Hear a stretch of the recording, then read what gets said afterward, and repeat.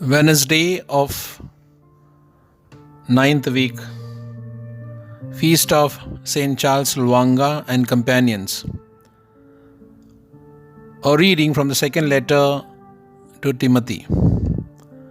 Paul, an apostle of Christ Jesus, by the will of God, for the sake of the promise of life that is in Christ Jesus.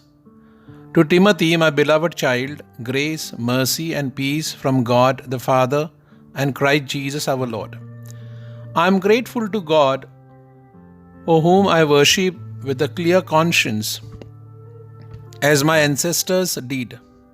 Oh, when I remember you constantly in my prayers night and day, I remind you to rekindle the gift of God that is within you, through the laying on of my hands. For God did not give us a spirit of cowardice, but rather a spirit of power and of love and of self-discipline. Do not be ashamed, then, of the testimony about our Lord or of me, his prisoner, but join with me in suffering for the gospel, relying on the power of God, who saved us and called us with a holy calling, not according to our works, but according to his own purpose and grace. This grace was given to us in Christ Jesus before the ages began, but it has now been revealed through the appearing of our Savior Christ Jesus, who abolished death and brought life and immortality to light through the gospel. For this gospel I was appointed a herald and an apostle and a teacher. For this reason I suffer as I do, but I am not ashamed, for I know the one in whom I have put my trust, and I am sure that he is able to guard until that day what I have entrusted to him. The word of the Lord. Thanks be to God. Let our response be, to you, O Lord, I lift up my eyes. To you I lift up my eyes, who are enthroned in heaven. Behold, as the eyes of servants are on the hands of their masters. To you, O Lord, I lift up my eyes. As the eyes of a maidservant are on the hands of her mistress, so are our eyes on the Lord our God, till he have pity on us. To you, O Lord, I lift up my eyes. Hallelujah, hallelujah, hallelujah. In the resurrection they will neither marry nor be given in marriage. Hallelujah, hallelujah, hallelujah. A reading from the Gospel according to Mark. Some Sadducees, who say there is no resurrection, came to him and asked him a question, saying, Teacher, Moses wrote for us that if a man's brother dies, leaving a wife but no child, the man shall marry the widow and raise up children for his brother.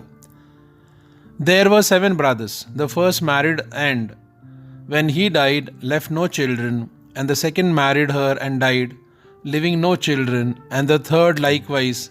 None of the 7 left children. Last of all, the woman herself died.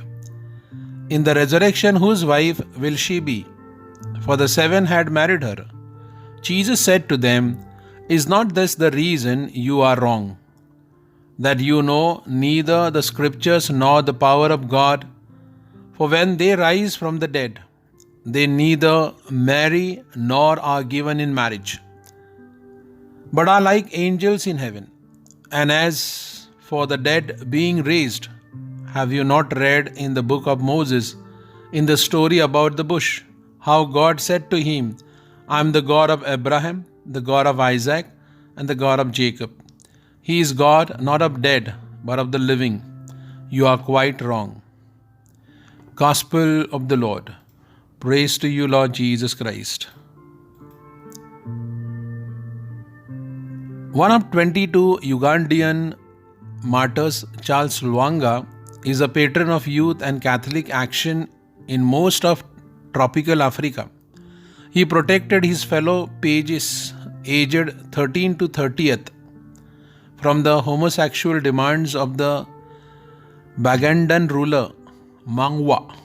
and encouraged and instructed them in the Catholic faith during their imprisonment for refusing the ruler's demands.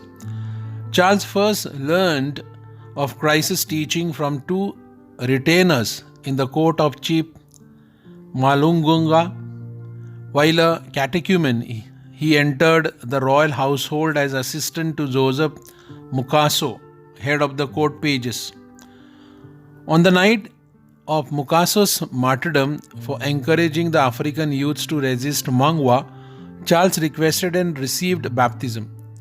Imprisoned with his friends, Charles's courage and belief in God inspired them to remain chaste and faithful.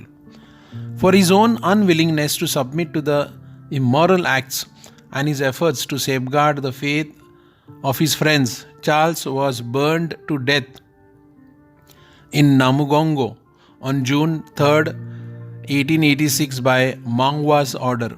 When Pope Paul VI canonized these 12 martyrs on October 18, 1964, he also made reference to the Anglican pages martyred for the same reason. Like Charles Lwanga, we are all teachers and witnesses to Christian living by examples of our own lives.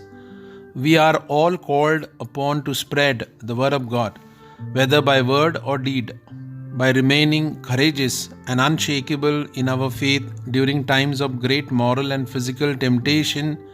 We live as Christ lived.